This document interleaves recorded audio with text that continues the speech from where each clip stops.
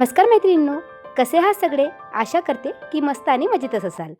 मी अंकिता आणि तुमचं पुन्हा एकदा स्वागत करते आपल्या यूट्यूब चॅनल स्मार्ट टिप्स मराठीमध्ये. तर व्हिडिओचं थंबनेल बघून तुम्हाला कळलंच असेल की आजच्या व्हिडिओमध्ये मी तुमच्यासोबत काय शेअर करणार आहे.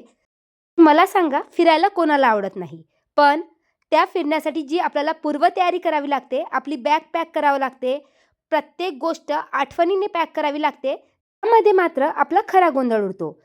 तर आजच्या व्हिडिओमध्ये मी तुमच्यासोबत योग्य पद्धतीने आपली प्रवासाची बॅग कशी पॅक करायची, कुठलीही वस्तू न विसरता, यासाठीच काही टिप्स अँड ट्रिक्स शेअर करणार आहे. त्याचबरोबर आमचा प्रवासातला थोडासा ट्रॅव्हल ब्लॉग शेअर करणार आहे. त्यामुळे व्हिडिओ शेवटपर्यंत नक्की पहा आणि आवडल्यास व्हिडिओला एक लाईक नक्की करा.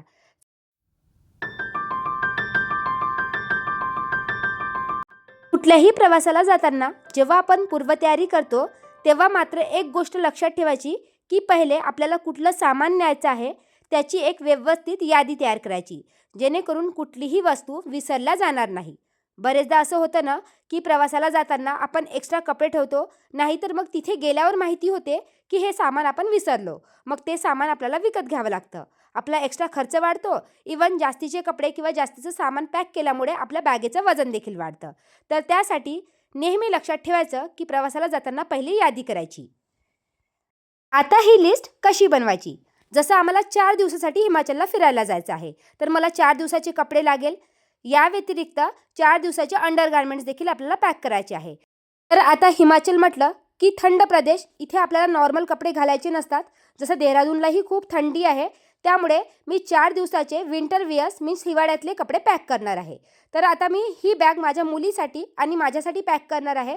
तर त्यासाठी जेव्हाही आपण कपडे पॅक करतो ना, तर अशा प्रकारे फोल्ड करायचे. जसं मी व्हिडिओमध्ये दाखवलं आहे ना, त्याप्रकारे आपल्या टी-शर्ट्स वगैरे पॅक केल्या, तर त्याच प्रकारे मी स्वेटर्स पॅक करत आहे. अशा प्रकारे जर कपडे पॅक केले तर कपड्यांची जी घडी आहे ती मोडत नाही.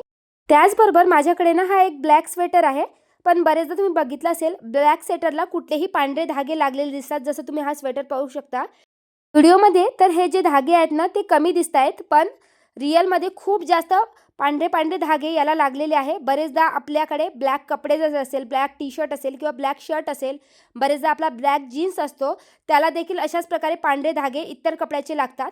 काळा किंवा डार्क निळा कपडा जरी असेल ना, तर मग अशा वेळेस जर आपल्याकडे सेलोटेप असेल मोठीवाली ट्रान्सपरंट, त्याने जस्ट या सेलोटेपने हे धागे इझिली निघतात. जसं मी व्हिडिओमध्ये दाखवलं, तर बघू शकता सेलोटेप किती खराब झालेली आहे. तर अशा प्रकारे तुम्ही हे कपड्याचे जे पांढरे धागे असतात, पांढरा कचरा असतो, तो काढू शकता.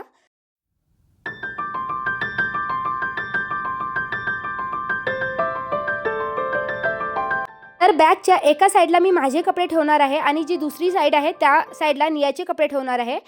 सगळे कपडे मी असे रोल करून ठेवलेले आहे, जेणेकरून कुठे कुठला कपडा ठेवलेला आहे तो इझिली दिसतोय. तुम्ही बघू शकता मी 4 ड्रेस ठेवलेले आहे आणि एक एक्स्ट्रा ड्रेस देखील ठेवलेला आहे. एक्स्ट्रा ड्रेस असायला हवा आणि लहान मुलांच्या बाबतीत देखील तुम्ही असंच करू शकता. आणि फक्त डिसाईड करून ठेवायचं की कुठल्या कपड्यावर कुठला जीन्स घालायचा आहे. जर तुम्ही वन पीस घालत असाल तर तो कुठल्या दिवशी घालायचा आहे. यामुळे ना वेळेवर गोंधळ उडत नाही आणि एक्स्ट्रा कपड्यांचा ओझा देखील वाढत नाही. तर इथे मी 2 नॅपकिन ठेवलेले आहे 4 दिवसासाठी आणि एक पातळसा टॉवेल ठेवलेला आहे. तर बघा अशा प्रकारे कपडे ठेवल्यामुळे कोणते कपडे कुठे ठेवलेले आहे ते इझिली दिसत आहेत. बरेचदा आपण एकाच्या खाली एक कपडे ठेवतो, तर मग सगळे कपडे एकमेकात मिक्स होतात. या व्यतिरिक्त जे छोटे छोटे कपडे असतात, जसं सॉक्स आहे, आपले अंडरगार्मेंट्स आहे, या व्यतिरिक्त हँकीज आहे, ते अशा छोट्या छोट्या ट्रान्सपरंट बॅगमध्ये ठेवायचे. आपल्या प्रत्येकाकडे पार्सल वगैरे असतात, त्याचे ट्रान्सपरंट बॅग असतात. तर मी एका बॅगमध्ये पहा नियाचे हँकीज आणि अंडरवेअर पॅक केलेले आहे. एका बॅगमध्ये तिचे सॉक्स पॅक केलेले आहे. माझे सॉक्स माझ्या साईडला ठेवलेले आहे, तिचा टॉवेल तिच्या साईडला ठेवलेला आहे. या व्यतिरिक्त ज्या कॅप्स असतात ते मी एका ट्रान्सपरंट बॅगमध्ये ठेवलेले आहे आणि माझे जे अंडरगार्मेंट्स आहे ते मी एका बॅगमध्ये ठेवलेले आहे. त्यामुळे एकमेकांचे कपडे देखील मिक्स होत नाही. या व्यतिरिक्त कुठले कपडे कुठे ठेवलेले आहे यासाठी देखील आपला गोंधळ उडत नाही. तर अशा प्रकारे जर आपण आपली बॅग पॅक केली ना, तर प्रत्येक वस्तू वेळेवरही मिळते. या व्यतिरिक्त कुठलीही वस्तू विसरल्या देखील जात नाही.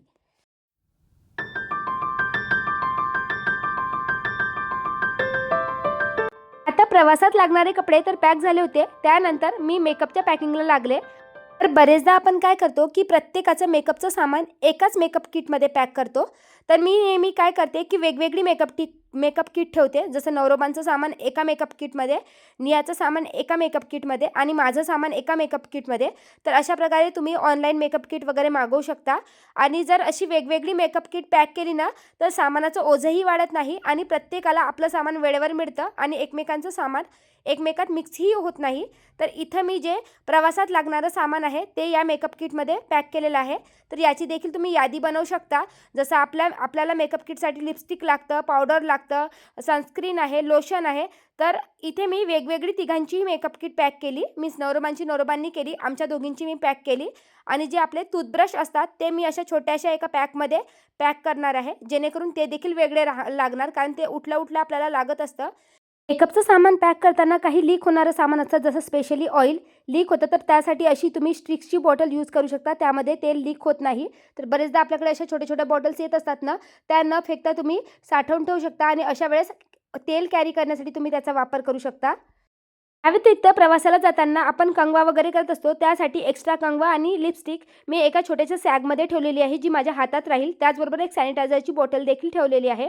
व या सगळ्या किट मी ड्रेसिंग टेबलवर ठेवल्या, कारण आम्हाला सकाळी निघायचं होतं आणि हे सगळं सामान वापरायचं म्हटलं की मग आपण विसरून जातो. मग मेकअप किटमधूनच सामान वापरायचं आणि त्याच मेकअप किटमध्ये टाकल्या की जस्ट त्या सगळ्या मेकअप किट आपल्याला आपल्या बॅगमध्येच टाकायच्या असतात.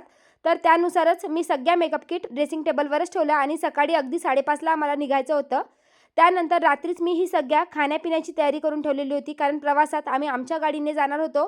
तर मग वेळेवर सकाळी सगळं सामान पॅक करायचं म्हटलं तर खूप डिफिकल्ट होतं, म्हणून सगळं रात्रीच मी हे टेबलवर सामान पॅक करून ठेवलं होतं. इवन पाण्याच्या बॉटल्स देखील भरून ठेवल्या होत्या, जेणेकरून मग सकाळी विसरल्या जाणार नाही. त्याचबरोबर बॅग पॅक करताना मी काही सनग्लासेस देखील टाकलेले आहे, मेडिसिनचे रॅफर्स देखील टाकलेले आहे. तर तो व्हिडिओ स्किप झाला, त्यामुळे तुम्हाला दाखवता आले नाही. पण हे सगळं लिस्टमध्ये लिहिलं गेलं होतं, त्यामुळे विसरल्या जात नाही. हे सगळं पॅक केल्यानंतर मी पुन्हा एकदा लिस्ट चेक केली.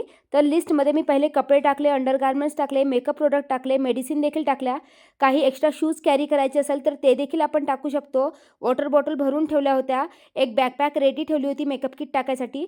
मोबाईलचे चार्जर्स टाकायचे राहिले होते, कारण ते वेळेवर टाकायचे होते. सनग्लासेस देखील टाकले होते.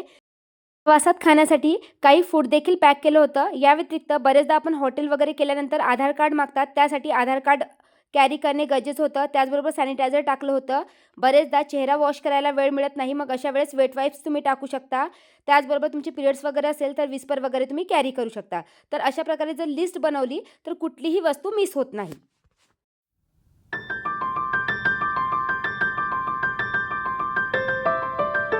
एकदा तुम्ही बघितलं असेल, स्वतःच्या गाडीने जेव्हा आपण प्रवास करतो तेव्हा जर लहान मुले असतील ना, त्यांच्या झोपण्याचा खूप मोठा प्रॉब्लेम होतो. तर आम्हाला जवळजवळ 10 तासाचा प्रवास करायचा होता. मीन्स हिमाचलला इथून 10 तास लागतात. आणि मग अशा वेळेस नियाला झोपवण्यासाठी आम्ही स्पेशली हा एक मॅट्रेस मागवलेला आहे. तर हा आपली जी गाडी असते त्याच्या बॅक साईडला मॅट्रेस टाकायचा असतो. तर या मॅट्रेसला फुगवायसाठी स्पेशली आपल्याला पंप देखील मिळतो. तर त्या पद्धतीने काही इन्स्ट्रक्शन्स प्रोव्हाइड केलेल्या असतात आणि त्यानुसार हा मॅट्रेस आपल्याला फुगवायचा असतो. तर गाडीमध्येच हा मॅट्रेस फुगवला जातो. मी तुम्हाला व्हिडिओमध्ये समोर दाखवतेच. तर यामध्ये एक मॅट्रेस मोठा आपला मागचा बॅक साईड कव्हर करेल तेवढा मोठा मॅट्रेस मिळालेला आहे. यावर कमीत कमी 2 व्यक्ती तर इझिली झोपू शकतात. या व्यतिरिक्त 2 पिलो देखील मिळालेले आहे आणि मॅट्रेसला खाली सपोर्ट म्हणून एक मोठा बलून देखील दिलेला आहे. त्यामुळे जो मॅट्रेस असतो तो खालच्या साईडला वाकत नाही. जसं तुम्ही बघितलं असेल, जी आपली मागची सीट असते ना, त्यामध्ये गॅप असते. जर आपण नॉर्मल गादी वगैरे टाकली तर ती खाली पडू शकते. तर त्यासाठी एक मोठा बलून देखील दिलेला आहे आणि त्याला आपल्याला व्यवस्थित फुगवून गाडीमध्ये टाकायचं आहे. आणि बघा, ही फोल्डेबल किट आहे, त्यामुळे वापर झाल्यानंतर आपण याची हवा काढून आपल्या गाडीमध्ये स्टोअर करू शकतो, जेणेकरून कुठलाही लाँगचा प्रवास जर आपल्याला करायचा असेल ना, तर आपण करू शकतो. तर वरचा असा लेदर मटेरियल आहे आणि मी तुम्हाला दाखवते. बघा, अशा प्रकारचा एक पंप आहे, तो गाडी चालू करायचा आहे आणि त्या पंपने या पिलोमध्ये त्याचबरोबर जी मॅट्रेस वगैरे दिली आहे त्यामध्ये हवा भरायची आहे. तर अगदी सोपी पद्धत आहे आणि खूप इझिली हवा भरल्या जातात. तुम्ही पाहू शकता, अगदी काही मिनिटच लागतात. आणि अशा प्रकारे आम्ही रात्री गादी सेट करून ठेवली आणि ही गादी खराब नाही व्हावी म्हणून यावर मी एक ब्लँकेट देखील टाकलेला होता. तर मला हे प्रोडक्ट खूप युजफुल वाटलं. अगदी 1700 रुपयाला काहीतरी हे प्रोडक्ट मला मिळालं. वाटेल तर मी लिंक वगैरे प्रोव्हाइड करते. तुम्हाला जर मागवायचं असेल तर तुम्ही मागवू शकता. अगदी डोळे झाकून हे प्रोडक्ट मागवू शकता. कुठलंही पेड प्रमोशन वगैरे नाही आहे. मी स्वतः घेतलं आणि मला ते युजफुल वाटलं म्हणून मी तुमच्यासोबत शेअर केलं.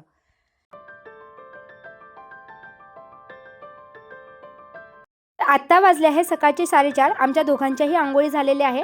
बघा, रात्रीच मेकअप किट ड्रेसिंग टेबलवर तयार करून ठेवलेल्या असल्यामुळे तिथल्या तिथे मी तयार झाले आणि त्या वस्तू त्याच मेकअप किटमध्ये टाकले व बाथरूमशी रिलेटेड जे काही सामान आहे, जसं आपली साबण झाली, शॅम्पू झाले, तर याचे पाउचेस कॅरी करायचे. साबण कॅरी करायची नाही. बॉडी वॉशची छोटी बॉटल मिळते, ती तुम्ही कॅरी करू शकता. नाहीतर मग आपले क्लीन अँड क्लिअरच्या छोट्या-छोट्या बॉटल्स असतात ना, त्या लीकप्रूफ असतात.